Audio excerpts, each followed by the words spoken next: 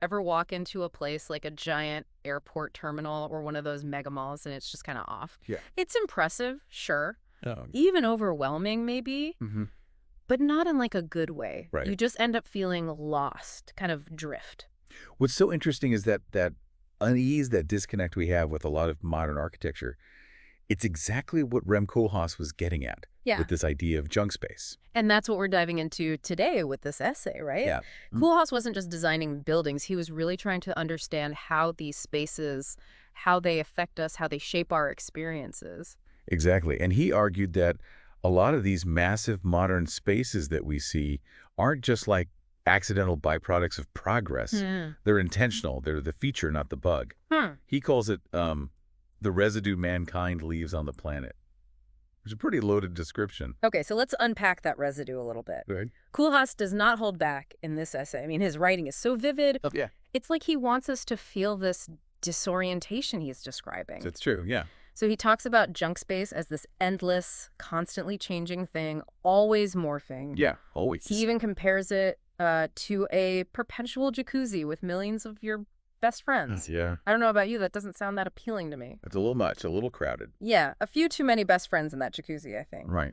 But he also talks about how air conditioning, as amazing an invention as it is, Here. has led to these massive buildings that can just keep expanding, these modern cathedrals that all kind of start to look and feel the same. Absolutely. And that's a key point, I think, what Koolhaas is saying. Right. Even these seemingly positive technologies Right. have had these unintended consequences on the spaces we inhabit and by extension on us. So how does he actually define junk space then? What are the telltale signs? Well, he uses this great metaphor.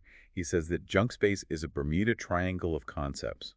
It cancels distinctions, undermines resolve, confuses intention with realization. It's like you get this feeling of being lost, right? Yeah. Like bombarded by lights, sounds, crowds. It's just too much. It's overwhelming. And you see that everywhere. Airports where you're just herded through endless corridors of shops, malls designed to keep you circulating past the storefronts. Constantly moving. Heck, even our homes can start to feel like that. Well, totally. That overstuffed fridge, full of things we bought but don't need. It's like junk space creeping into our personal lives. Absolutely. And it's not just about physical clutter, right? Yeah. It's also this feeling of simulated order, this forced movement, Yeah. constant renovation. It's almost like junk space is alive, this thing that's always evolving around us.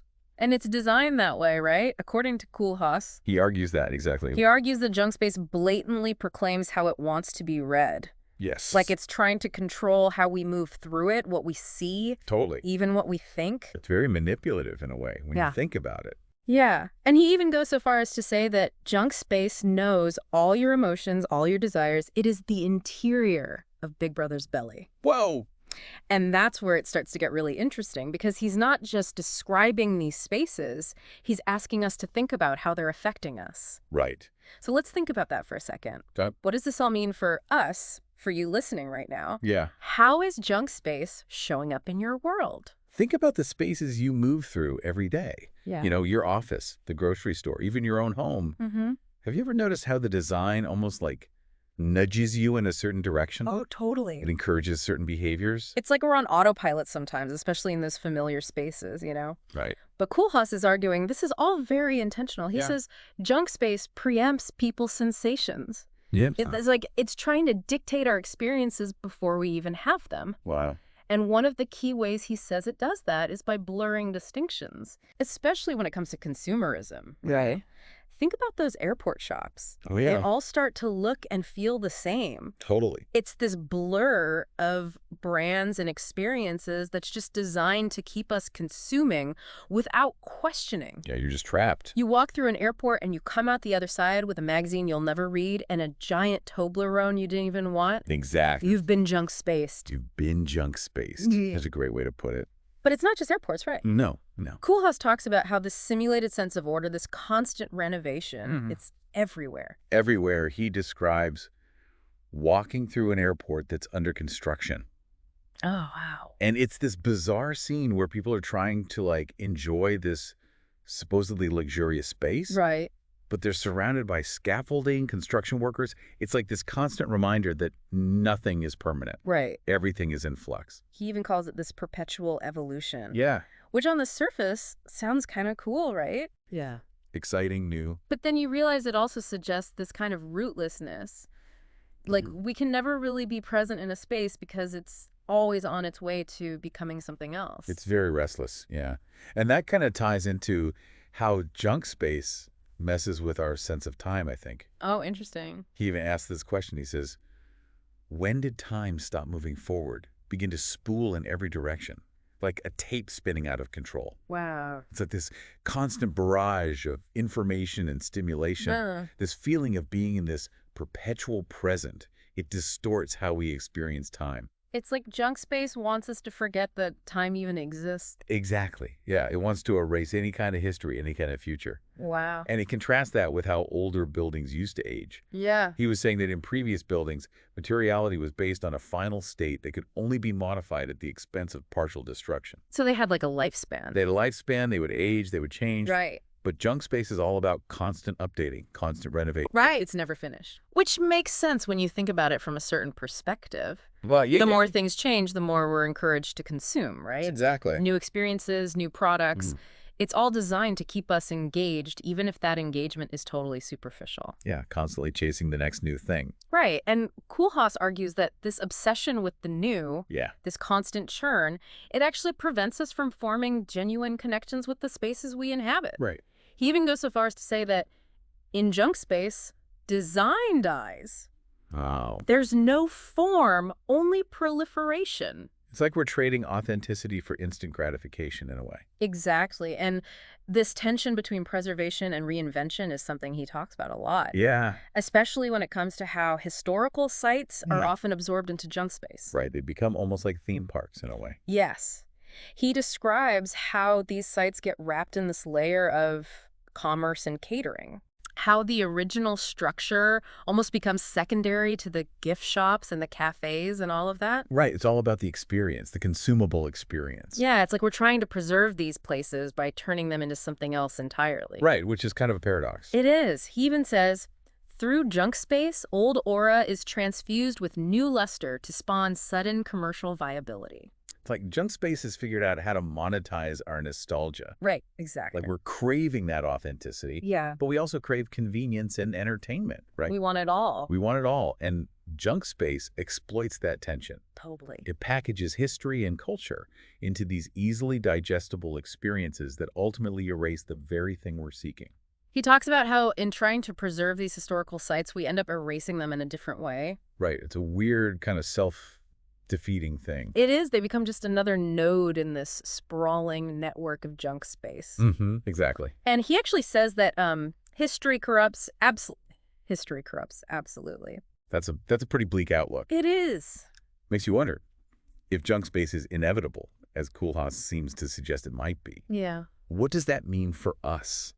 Yeah. What happens to our sense of place, our ability to connect with the world around us when everything becomes this like homogenized, ever-shifting landscape? Right. Like, what are we left with? It's almost like we're losing our ability to appreciate the genuine article, like the real deal. We become numb to it because we're constantly bombarded with these artificial, like simulated versions of it. Exactly. And Koolhaas even argues that language itself isn't immune to this. Oh, interesting. Like the effects of junk space. Okay. He talks about this speech doldrums, where we're just stuck using these empty, meaningless phrases that smooth over any sense of like real conflict or debate. Well, it's also surface level. Totally, yeah. Like we're afraid to say what we really mean. Yeah, word limbo. I think, I feel that in my soul. Have you ever noticed how often we use the same like tired phrases? Yeah. Especially in those generic junk space environments. Totally. It's like our vocabulary shrinks to fit the space. It's true. It's like we're all speaking the same language,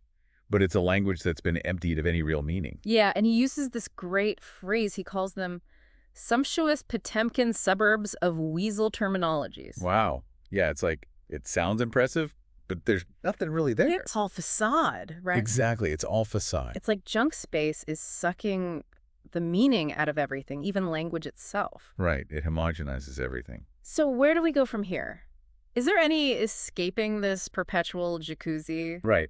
Or are we destined to just keep swirling around, communicating in nothing but brand names and empty slogans? Yeah, that's the million-dollar question. And like a true architect, Koolhaas doesn't really offer any easy blueprints. Right. He wants us to kind of like sit with the discomfort, Mm-hmm. to really think critically about what he's describing. He's not trying to tell us what to think, but how to think. Exactly how to think about these spaces that we're creating and inhabiting. Yeah, and he does seem particularly interested in this idea of control, or at least the illusion of control Right. that junk space offers, you know? Like it's this very carefully constructed illusion Yeah, that we're in control, but actually we're being controlled. exactly. And he says that it preempts people's sensations, Mm-hmm. like telling you what to feel and how to experience it. Right. There's no room for spontaneity, for genuine discovery. Yeah, and we see that with, even with things like entertainment. Oh, totally. He talks about these hermetic regimes of ultimate exclusion and concentration that we subject ourselves to, Yeah, like we're constantly seeking these escapes. Right. But even our escapes are often just leading us back into more junk space. Exactly. It's like whether it's a casino or a golf course or just zoning out in front of the TV. Yeah, or scrolling through social media. It's all carefully curated, it's controlled. Exactly. And he compares our obsession with reality TV Oh, interesting. to being like amateur guards monitoring a junk universe. Wow. It's like we're so starved for genuine connection Yeah. that we settle for watching other people Yes. navigate the same kind of simulated reality that we're all trapped in. It's like this weird feedback loop of junk space, right? Exactly. We can't escape it. It's everywhere. And that's what makes his work so compelling, I think, because it's not just about architecture. Yeah. It's about us. Right. It's about our culture. About the choices that we're making as a society. Exactly. And he's holding up a mirror, Yeah. asking us to confront the reflection. It's a wake-up call in a lot of ways. It is. And he ends the essay with this incredibly thought-provoking question. Okay. He asks, what if space started looking at mankind?